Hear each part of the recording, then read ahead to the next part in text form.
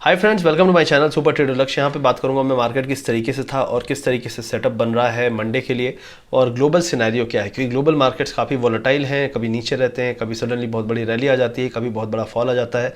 तो इसलिए हमारा मार्केट क्या साइन दे रहा है राइट नाउ, उसके बारे में बात करेंगे। राइट नाउ अगर आप देखेंगे तो लीडिंग जो स्टॉक्स हैं उनमें से मेटल आप देखेंगे काफ़ी स्ट्रॉन्ग बाउंस दिया उसने।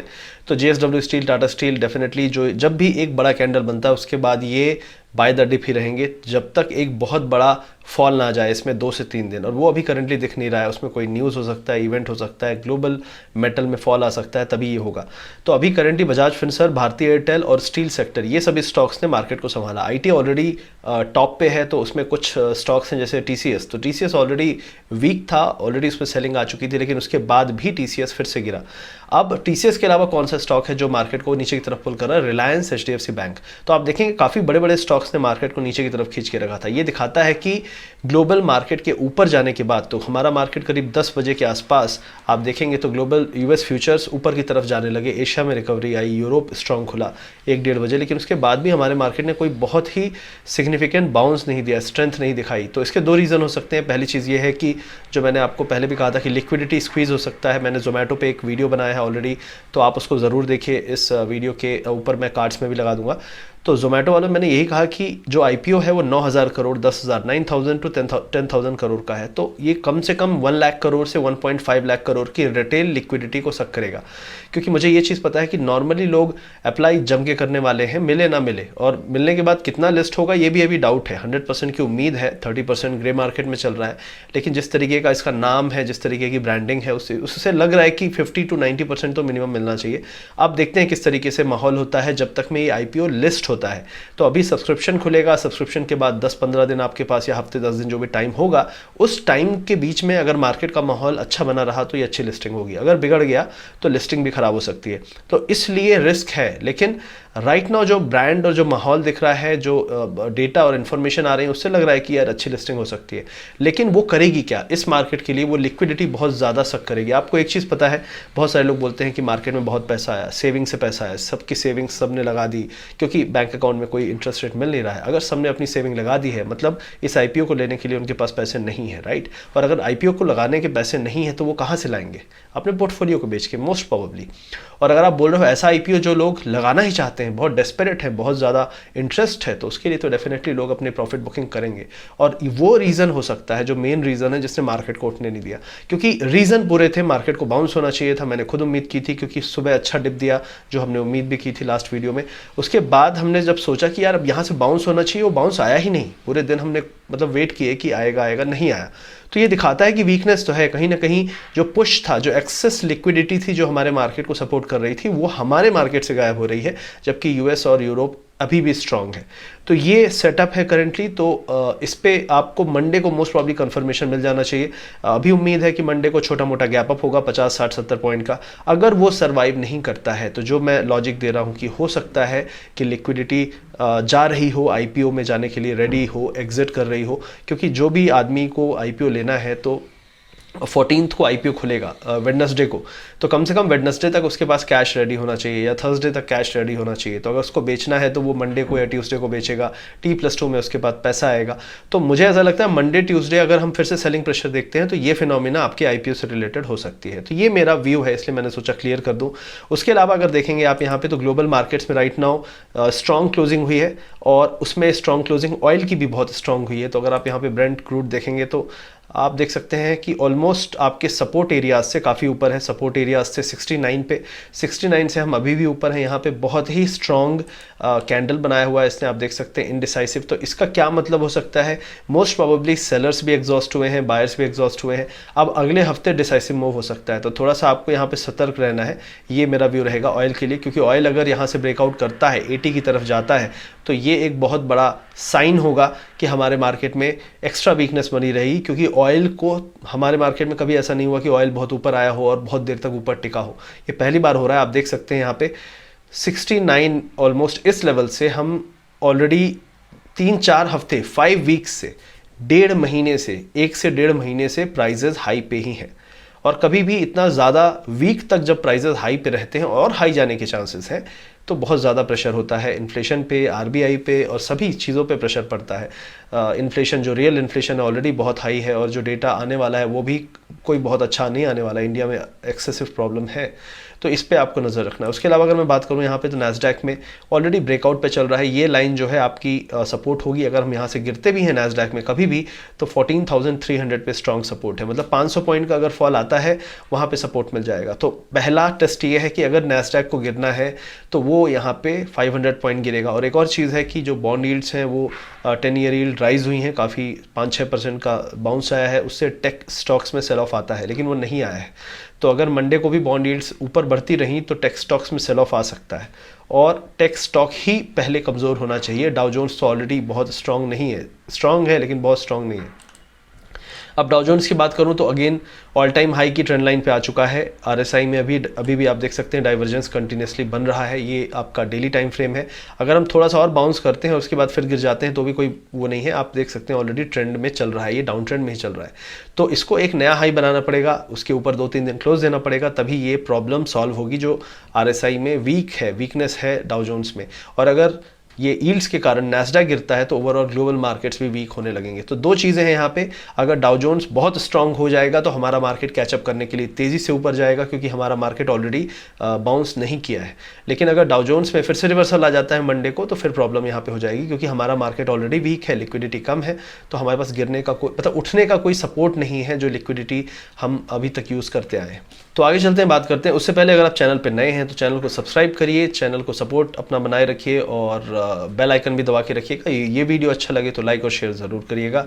और हमारा जो STL ट्रेडिंग यूनिवर्स है, जो हम अपना कंसेप्ट स्टार्ट करने वाले हैं अगस्त एंड में, उसके लिए अगर आपके पास डीमैट अकाउंट नहीं है हमारे अंडर तो आप इस वीडियो के डिस्क्रिप्शन में जाके लिंक से डीमैट अकाउंट खोल सकते हैं। उसको अपना एक्टिव ट्रेडिंग अकाउंट बनाइए। अगर आपके पास ऑलरेडी उनमें से ट्रेडिंग अकाउंट है तो आप शिफ्ट भी कर सकते हैं अपने ब्रोकर से बात करके। हमारी सपोर्ट टीम टेलीग्राम ID दिया हुआ है, उससे कॉन्टैक्ट कर सकते हैं। अब हम यहाँ पे बात करेंगे कि किस तरीके से आप यहाँ पे ट्रेड कर सकते हैं इंडियन मार्केट को। लेकिन उससे पहले एक मैंने आपको स्ट्रैटेजी दी थी कुछ दिन पहले बिकॉज ऑफ ऑयल प्राइसेस, कि एशियन पेंट्स या कोई भी पेंट स्टॉक है जो FNO में है उसमें अगर आप स्ट्रैटेजी बनाना चाहते हैं तो बहुत आसान है, क्योंकि जब तक ऑयल प्राइस हाई पे है बाउंस करने की कोशिश करेगा लेकिन सर्वाइव नहीं कर पाएगा। वही चीज़ हम देख रहे हैं यहाँ पे एशियन पेंट्स में। तो एशियन पेंट्स में मैंने ये कहा था कि आप कॉल सेल कर सकते हो 30,000, 30, 50, 60, 70 जो भी इस एरिया का है, 50 नहीं, आई थिंक 40, 60, 80 करके होगा, तो वो आप कॉल सेल कर सकते हो। तो मैंने एक स्ट्रैटेजी बनाई थी, मैं जस्ट आपको दिखाना चाहता हूँ और मैं आगे चल के ये करना चाहता हूँ, क्योंकि मैंने रिसेंटली में ऑप्शन सेलिंग पे जो वीडियो बनाया है, मैं चाहता हूँ कि लोग अब धीरे धीरे समझें कि अगर आपको कंसिस्टेंटली और थोड़ी बेटर सेफ्टी के साथ पैसे बनाने हैं तो आपको ऑप्शन सेलिंग में आना पड़ेगा। अब आप बोलते हो 20,000 है, 30,000 है। अभी मैंने रिसेंटली एक सर्वे किया था, उसमें 80% लोगों के पास 1 लाख रुपए से कम कैपिटल है। तो ये दिखाता है कि वो लोग ऑप्शन बाइंग करेंगे। लेकिन मैं कह रहा हूँ कि थोड़ा सा और पैसे जोड़ लो धीरे धीरे, स्कैल्पिंग करके या सेफ ट्रेडिंग करके, और मूव कर जाओ, क्योंकि कंसिस्टेंसी आप वहाँ नहीं बना सकते। और आप अभी भी 1 लाख पे इसलिए पड़े हो क्योंकि आप कई बार 2-3 लाख जाके वापस 1 लाख पे आए हो, जबकि ऑप्शन सेलर जो है मोस्ट प्रॉब्ली वो कंपाउंड कर रहा है, धीरे धीरे ही कर रहा होगा लेकिन कर रहा है। तो वो चीज़ आपको ध्यान देनी है। तो ये जो स्ट्रैटेजी थी ये थी कि एशियन पेंट्स बाउंस करेगा लेकिन बहुत ऊपर नहीं जाएगा। तो उसके ऊपर मैं यहाँ पे आपको थोड़ा सा एक्सप्लेन कर दूँ किस तरीके से मैं प्लान कर रहा हूँ इसको। तो अगर आप यहाँ पे देखेंगे तो ये था आपका 3100 और ये आपका है 3000 का लेवल और ये आपका 2900 का लेवल।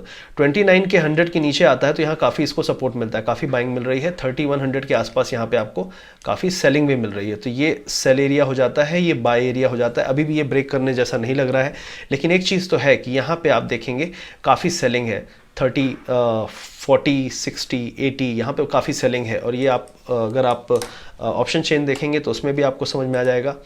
मैं भी आपको दिखा देता हूँ। यहाँ पे अगर आप देखेंगे कॉल्स का OI काफ़ी है, ठीक है। आप पुट साइड में देखेंगे सबसे ज़्यादा OI आपको 2900 पे दिख रहा है। ये दिखाता है कि कॉल साइड में अगर हम 3000 को डिसाइसिवली तोड़ेंगे तो हम बहुत तेज़ी से नीचे जाएंगे, लेकिन ऊपर जाने के लिए बहुत इसको दिक्कत आने वाली है, क्योंकि काफ़ी सेलिंग हो रही है। आपका 30, 20, 40, 50, 60 सभी स्ट्राइक्स पे काफ़ी सेलिंग हो रही है। और यही चीज़ मैंने यहाँ पे रिसेंटली में जब मैंने आपको बोला था तो मैंने स्ट्रैटेजी बनाई थी, और स्ट्रैटेजी आप सिर्फ 3-4 दिन में आप देखिए यहाँ पे अच्छा खासा प्यारा प्रॉफिट दे रहा है। और इसमें कैपिटल, कई लोग बोलेंगे यार कैपिटल कितना लगा होगा, तो अभी कितना प्रॉफिट यहाँ दिखा रहा है 6900, 6900। अब आप बोलोगे 6900 कितने कैपिटल पे प्रॉफिट हो रहा है, तो मैं वो आपको दिखाना चाहता हूँ। तो यहाँ पे मैंने जो स्ट्रैटेजी बनाई थी वो ये थी 63 आप देख सकते हैं यहाँ पे 2 लॉट। तो ये करंटली स्ट्रैटेजी सिर्फ मैंने आपको ये दिखाने के लिए कितना कैपिटल लगेगा। इसका प्राइस जो है वो दूसरा है 80 के आसपास सेलिंग थी और ये जो था ये 22 के आसपास सेलिंग थी। लेकिन मैं सिर्फ दिखाने के लिए कि कितना अप्रॉक्सीमेट कैपिटल लगा है, आप देख सकते हैं यहाँ पे 1.6 के आसपास लाख के आसपास कैपिटल लगेगा और इसमें आपको कितना प्रॉफिट मैक्सिमम मिल सकता है। अगर यहाँ से एशियन पेंट्स नहीं उठा, एक्सपायरी तक बिल्कुल नहीं उठा, 3040 के नीचे ही रहा, तो मेरा जो नेट मैक्सिमम प्रॉफिट होगा वो 27,000 का होगा, 27,000। ये स्ट्रैटेजी मैंने आपको बताई थी अपने वीडियो में, अगर आप ध्यान देंगे तो आपको पता चलेगा। लेकिन अब मैं एक और चीज़ करने वाला हूँ, वीकली एटलीस्ट एक आध स्ट्रैटेजी बना के दूंगा। लेकिन हाँ देखिए, कैपिटल आपको लगेगा स्टॉक में या फिर बैंक निफ्टी में देखिए मौका बहुत कम रहता है। अब मैं बनाऊंगा 2 दिन बाद आप उसको अगर नहीं निकल पाओगे, उससे एग्जिट नहीं करोगे तो आप फंसे रह जाओगे, तो वो मैं नहीं चाहता। उसमें आपको डिसीजन लेना पड़ेगा। उसमें डिसीजन लेने के लिए मैं अलग से वीडियो बनाने के लिए टाइम नहीं रहेगा, लेकिन मैं कोशिश करूंगा कि मैं आपको एक स्ट्रैटेजी दे दूं कल के लिए इसी टाइप से बना के, ताकि आपको थोड़ा सा ईजी पड़े समझने के लिए कि मैं क्या कहना चाह रहा हूँ, कितना कैपिटल लगने वाला है। तो एशियन पेंट्स में 27,000 का प्रॉफिट हो सकता है। मुझे अभी भी विश्वास है कि मुझे लगता है कि ये पूरा 27,000 हमें मिलेगा। वर्स्ट केस में भी 20,000 तक तो बुक कर लेंगे। अगर 20 लगता है कि यार नहीं, अब मार्केट गिरने के मूड में नहीं है, ऑयल प्राइसेस शायद टॉप कर रहे हैं, तो इसको हम बुक कर लेंगे 15,000। अभी ऑलरेडी 6,000 का प्रॉफिट हो रहा है, लेकिन 15-16,000 तक भी बुक कर लेंगे। लेकिन मेरा कहना सिंपल है, 1.6 लाख में 16,000 का प्रॉफिट इस 10%। क्या करना पड़ा आपको? 2-4 दिन वेट करना पड़ा। इसी तरीके से स्टॉक्स ढूंढते जाइए। किसी स्टॉक में आप पुट सेल करके कर सकते हैं, कॉल सेल करके आप ट्रेड कर सकते हैं। लेकिन मैं आपको बस दिखाना चाहता था कि जो चीज़ें मैं शेयर कर रहा हूँ 1-1.25 लाख में आप इजीली, ये यहाँ कोई पैसा नहीं लग रहा है, फ्री की स्ट्रैटेजी थी। लेकिन लोग समझे नहीं, मैं सिर्फ वर्बली बोल देता हूँ, लोग समझते नहीं कि मैंने बोला क्या, उस बोलने का मतलब क्या था, उसकी कीमत मैं आपको दिखा रहा हूँ। उसकी कीमत आपने 7,000 रुपये मिस कर दी। बस ये दिखाना चाहता था कि आपने मिस क्या किया और आप क्यों उसको अप्लाई नहीं करते। तो मैं दिखा रहा हूँ, मैं हमेशा शायद ना दिखा पाऊँ वीडियो में, क्योंकि लंबा हो जाता है वीडियो। लेकिन मैं आपको जब भी कुछ बोल रहा हूँ उसको लगाइए। कई लोग के पास नहीं होगा, स्ट्रैटेजी बनाने के लिए सेंसिबल नहीं होगा, ऑब्स्ट्रा नहीं होगा, तो वहाँ ऑब्स्ट्रा में तो आई थिंक फ्री में आप एक स्ट्रैटेजी बना सकते हो। तो बनाइए, कोशिश करिए, तो ज़रूर आपको फ़ायदा मिलेगा। उसके अलावा डेटा देख लीजिए, डेटा भी मैंने आपको दिखा दिया अभी। उसके अलावा स्ट्रैटेजी यहाँ बिल्ड करके और चार्ट्स आप देख लीजिए, आपको खुद समझ में आ जाएगा। धीरे धीरे ऑप्शन का प्रीमियम जीरो की तरफ ही जा रहा है, उठने की कोशिश बहुत कर रहा है, लेकिन अभी तक तो दम नहीं है। और तब तक में हम 10-15 हज़ार बुक करके निकल जाएंगे।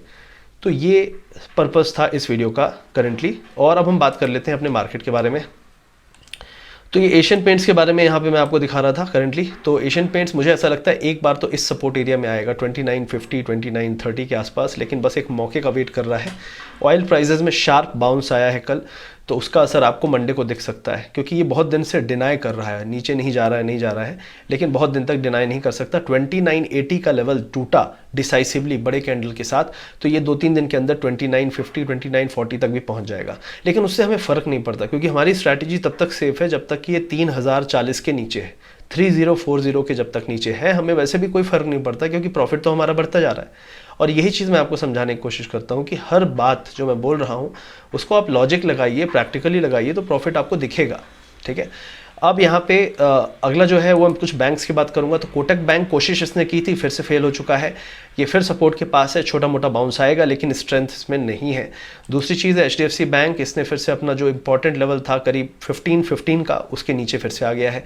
अगर दोबारा से 1515 के ऊपर नहीं निकलता है तो फिर से ये वीकनेस दिखा रहा है और मोस्ट प्रॉब्ली फिर से आपको 1470 1460 की तरफ ही बढ़ता हुआ दिखेगा। अब उसके अलावा एक्सिस बैंक की बात करूँगा यहाँ पे। तो एक्सिस बैंक अगेन कोई बहुत ज़्यादा वीकनेस नहीं है, लेकिन आपका 750 के ऊपर इसको निकलना पड़ेगा दोबारा से स्ट्रेंथ दिखाने के लिए। अगर 750 क्रॉस नहीं कर पाता है तो ये दोबारा से 725 730 की तरफ बढ़ चलेगा। तो ये काफ़ी क्रिटिकल फेज में है मार्केट। एक और चीज़ मैं आपको दिखाना चाहूँगा यहाँ पे ICICI बैंक का। तो ICICI बैंक ने फिर से आपको देख सकते हैं यहाँ पे इसी रेंज में घूम रहा है। इसको वापस इस लाइन को मैंने आपको 647 बोला था, ब्रेक करे, शॉर्ट करिए, कहाँ तक? 636 तक। ये चार्ट में पहले ही था, ये मैंने कुछ चेंजेस नहीं किए। अब आप बोलो कि यार इस स्ट्रैटेजी को मैं कैसे खेलता। आप 647 के आ रहा है पास और वहाँ पे लग रहा है वीकनेस है, कॉल सेल कर दो यार। अब उसमें कितना कॉल सेलिंग में प्रॉफिट आता मैं अभी कैलकुलेट करके आपको दिखा भी दूंगा, तो भी आपको क्या फ़र्क पड़ जाएगा, क्योंकि आप तो कुछ लॉजिक लगा नहीं रहे हो। तो लगाइए, सिर्फ ये कहना चाह रहा हूँ, थोड़ा सा एफर्ट डालिए। सिर्फ कहानी की तरह किसी की भी बातें मत सुनिए। किसी का प्रॉफिट देख के आपका भला नहीं होगा, आपको इस पॉइंट को देख के आपका भला होगा कि यहाँ पे टूटा, मैंने कॉल सेल किया, मैंने पैसा बनाया। किसी के पैसे से कुछ, मुझे तो नहीं लगता कुछ कभी किसी को फ़र्क पड़ता है। हाँ, उकसाते लोग बहुत हैं आजकल, क्योंकि उकसाने से उनका फ़ायदा होता है, लेकिन आपका फ़ायदा होगा जब आप एक्शन लेंगे, जैसे पॉइंट्स हैं। उसके अलावा मैं यहाँ पे बात करूँगा आईटी में। मुझे ऐसा लगता है यार आईटी गिरना चाहिए, बहुत पेशेंस टेस्ट कर रहा है अभी भी यहाँ पे कुछ समझ नहीं आ रहा है। लेकिन अगर आप बोलें तो इन्फोसिस राइट नाउ ये रेंज है, अब इस रेंज में किधर तोड़ेगा ये बहुत डाइसी है। कई सारे इंडिकेटर्स में ओवरबॉट है, लेकिन कुछ भी कर सकता है इन्फोसिस। तो 14 तारीख को इसका रिजल्ट आने वाला है, तो 14 तारीख तक क्या इसी रेंज में रहेगा या उससे पहले एक डिसाइसिव मूव देगा? अगर डिसाइसिव मूव देता है, आपको 1550 के नीचे आता है, तो आपका कम से कम यहाँ पे 1510 तक का फॉल आ सकता है, क्योंकि टीसीएस ऑलरेडी फॉल दिखा रहा है। और रिजल्ट्स मुझे नहीं लगता कि इन्फोसिस के टीसीएस से बेटर होंगे, क्योंकि टीसीएस एटलीस्ट वॉल्यूम में बीट कर रहा है, प्रॉफिट में थोड़ा सा कम था। लेकिन मुझे लगता है कि इन्फोसिस का अगर आप तो ओवरऑल देखेंगे तो प्रॉफिट प्लस रेवेन्यू में, दोनों में मुझे नहीं लगता कि कोई ज़्यादा अच्छा कर पाएगा टीसीएस के कंपैरिजन में। तो ओवरऑल फ्लैट रिजल्ट एक्सपेक्टेड, और फ्लैट रिजल्ट में क्या करेगा इन्फोसिस, ये बड़ा मतलब एक सस्पेंस है अभी भी। लेकिन मुझे ऐसा लगता है कि अगर ये उसके पहले गिर गया तो बाउंस करेगा रिजल्ट के बाद, और अगर रिजल्ट के पहले नहीं गिर रहा है तो रिजल्ट के बाद गिरेगा, मोस्ट प्रॉब्ली है। लेकिन इसको एक डिप चाहिए, क्योंकि डिप के बाद ही ये बढ़िया बाउंस दे पाएगा, यहाँ तक आके एक अच्छा बाउंस।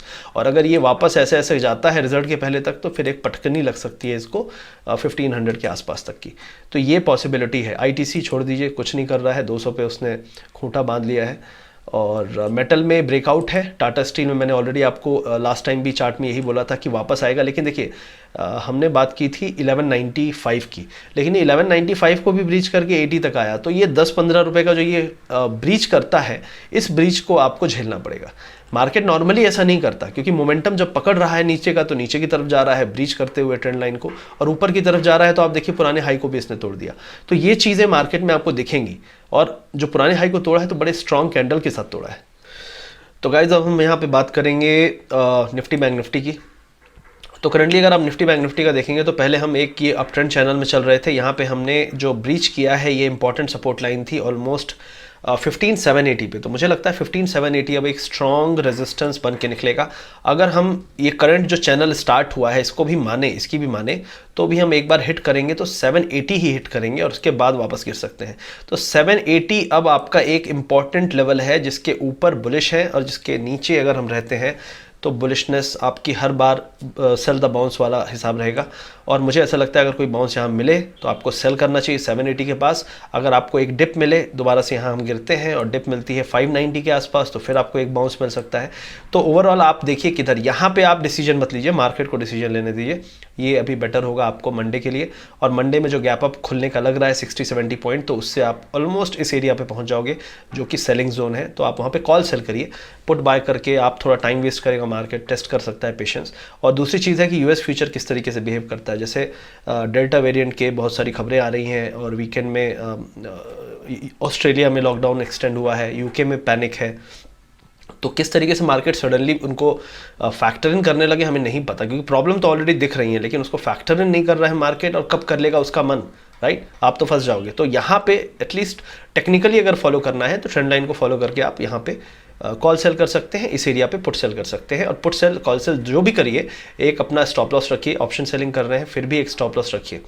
उसके अलावा बैंक निफ्टी की बात करूंगा यहाँ पे। तो बैंक निफ्टी अगर आप देखेंगे राइट नाउ तो हम सपोर्ट पे बंद हुए हैं। अब इस सपोर्ट के बाद मैंने लास्ट टाइम यहाँ पे बात भी की थी, जब नहीं गिरा था तब मैंने बात की थी ऑलमोस्ट इस एरिया पे। तो मैंने ये पहले से ही पिक्चर बना दी थी। अगर आप ये देख रहे हैं कि अभी ये लाइन ड्रॉ हुई है, तो नीचे वाली लाइन मैंने बाद में ड्रॉ की है, लेकिन ये जो गिरने वाली वेव है ये ऑलरेडी हमने एक्सपेक्ट की थी कि इस तरीके की बन सकती है। अब यहाँ से अगर हम बाउंस करते हैं तो हम फिर से 35,700 तक जा सकते हैं, लेकिन 34,900 का सपोर्ट हमें ब्रीच नहीं करना है। उसके नीचे हमको एक बड़ा कैंडल नहीं बनाना है, वरना हम फिर कहाँ जाने लगेंगे 34,600 की तरफ। तो ये लेवल करंटली मेक और ब्रेक है। अगर आपको पॉजिटिव बाउंस दिखता है तो मुझे लगता है अगर गैप अप खुलता है तो आपको 300-400 पॉइंट का अगर बाउंस मिल जाए बैंक निफ्टी में, तो वहाँ पे आपको मोस्ट प्रोबेबली अपने जो फंसे हुए लॉन्ग्स हैं वो एग्जिट करने हैं। और कॉल सेलिंग आप यहाँ से लेके यहाँ तक कॉल सेलिंग कर सकते हैं, क्योंकि मुझे नहीं लगता कि यहाँ से यहाँ तक अगर आप कॉल सेलिंग करते हैं तो कोई दिक्कत है, क्योंकि अगले हफ्ते यूएस में इन्फ्लेशन का डेटा है, फिर प्रोडक्शन PPI डेटा है, तो 2-3 डेटा आने वाले हैं जो बहुत इंपॉर्टेंट है। तो यूएस मार्केट उसके पहले शायद 1-2 दिन फ्लैट रहे या थोड़ा बहुत प्रॉफिट बुकिंग दिखाए, तो ब्रेकआउट वाला सिचुएशन नहीं है। और हमारे यहाँ जो लिक्विडिटी क्रंच होगा IPO के कारण, वो एक इशू बना ही रहेगा। तो ये सभी चीज़ें हैं जो मैं शेयर करना चाहता था। आई होप आपको वीडियो अच्छा लगा होगा। लाइक शेयर सब्सक्राइब करिए। जो भी बातें कहता हूँ उसको स्ट्रैटेजी की तरह अगर आपको ड्राफ्ट करना है, थोड़ी लिखिए पेन पेपर में। अगर ये रेजिस्टेंस है तो इसके ऊपर मैं क्या कर सकता हूँ, क्या नहीं कर सकता हूँ। अगर आपको कॉल सेल करना है, पुट सेल करना है, जो भी करना है, बाय करना है ऑप्शन, करिए। लेकिन अगर ऑप्शन सेलिंग से आपको डर लगता है तो मैंने एक वीडियो बनाया है, उसको ज़रूर देखिए। और मैंने कई लोगों ने मुझे मैसेज किया कि यार कहाँ होता है 20,000 से ऑप्शन सेलिंग। 20,000 नहीं, 17,000 से लेके 25,000 अलग अलग ब्रोकर में अलग अलग हिसाब लगता है। मैंने अपस्टॉक्स में ऑलरेडी टेस्ट कर दिया है, एंजल ब्रोकिंग और बाकी चीज़ों में भी टेस्ट करके आपको बहुत जल्दी वीडियो लेकर आऊँगा। तो अपस्टॉक्स का वीडियो मोस्ट प्रॉब्ली 1-2 दिन में रिलीज़ कर दूंगा, क्योंकि आई थिंक जीरोधा के बाद सबसे ज़्यादा लोग अपस्टॉक्स में ही ट्रेड करते हैं, तो उनको भी पता चल जाए किस तरीके से। तो वहाँ मैंने ट्रेड की है प्रैक्टिकली। तो मैं आपको ये बताना चाहता हूँ कि बड़े मज़े से, मतलब वो तो मैं टेस्ट करते करते मैंने 10,000 का प्रॉफिट बुक कर लिया, वो भी आई थिंक आधे घंटे के अंदर। तो मैं आपको ये बोल रहा हूँ कि इट वर्क्स। और मैं बिलीव नहीं करूँगी, उस दिन जो ट्रेड कर रहा था वो मेरी रियल ट्रेड थी, रियल हिसाब से मैंने पोजीशन ली थी। लेकिन फिर मुझे लगा कि नहीं यार, ये वीडियो बनाना है, इसलिए थोड़ा सा इसको क्लोज कर देता हूँ, क्योंकि थोड़ा सा और दूसरे काम में बिजी था। और बाद में देखा तो अगर सेम पोजीशन, क्योंकि मैं सेंसिबल में भी वो पोजीशन बना के रखता हूँ, सेम पोजीशन ने पूरा जो प्रीमियम था मैंने 160 के आसपास सेल किया था, पूरा ज़ीरो हो गया, ठीक है। और 500 क्वांटिटी सेल की थी। तो आप सोचो कि कितना प्रॉफिट होता है। लेकिन मैं समझाने की कोशिश कर रहा हूँ कि लोग ऑप्शन बाइंग में 100% 200% के चक्कर में पड़े हैं, लेकिन वो नहीं, ये भूल रहे हैं कि ऑप्शन सेलिंग में अगर आपका डायरेक्शन है, आपका एनालिसिस सही है, आपको थोड़ा बहुत 10 रुपये ऑप्शन सेल करने के लिए कोई एनालिसिस कुछ नहीं चाहिए, कैपिटल चाहिए, करोड़ में है, काम हो जाएगा, ठीक है। ये जो मैं ट्रेड बता रहा हूँ, ये करने के लिए आपको थोड़ा सा एनालिसिस चाहिए। लेकिन इसका ROI कितना है, मतलब 75,000 प्रॉफिट होता उस पोजीशन का, और कैपिटल था करीब 4.5 लाख। तो आप सोच सकते हो कि almost 15 to 20% return option selling में मिल रहा है। तो फिर आप क्यों 50% के लिए भागा दौड़ी करोगे, ऑप्शन बाइंग में जाओगे। और ये बहुत इंपॉर्टेंट लर्निंग है जो लोगों को समझनी पड़ेगी, ताकि वो अपने माइंड को कन्विंस कर सकें। क्योंकि ऑप्शन बाइंग का प्रॉफिट जब दिखता है लोगों को ना, कई लोग मुझे बोलते हैं अरे हम तो ऑप्शन बाइंग में कमाते हैं। कितने दिन कितने साल तक, ठीक है। बड़ा मुश्किल है कहना, बहुत सारे लोग आपको कन्विंस कर लेंगे, लेकिन रियलिटी दिल से पता है। मैं स्कैल्पिंग, मेरे वीडियोस आप देखना, मैं स्कैल्पिंग से सब कुछ खतरनाक तरीके से करता हूँ, लेकिन लास्ट 1-2 महीने में जो ऑप्शन में जिस तरीके का मूवमेंट है, जिस तरीके का डिके है, उससे मैंने भी अपने पूरे फैमिली अकाउंट्स जो हैं उनमें ऑप्शन सेलिंग ही लोग कर रहे हैं। तो कोई दिक्कत नहीं है, आपके ऊपर है। लेकिन मेरा फ़र्ज़ है बताना कि कहाँ पे प्रॉफिट्स बन रहे हैं, और अगर बन रहे हैं तो आपको पता होने चाहिए, दिखने चाहिए कि हाँ यार वहाँ भी प्रॉफिट बन रहे हैं, तो मैं क्यों फालतू के ट्रेड्स ले रहा हूँ, right. So that's all for this video. Like share subscribe, and मिलते हैं अगले वीडियो में। और अब स्टॉक्स वाला वीडियो मैं कोशिश करूँगा कल अपलोड करने के लिए, अगर हो पाया, otherwise Monday. Thank you very much.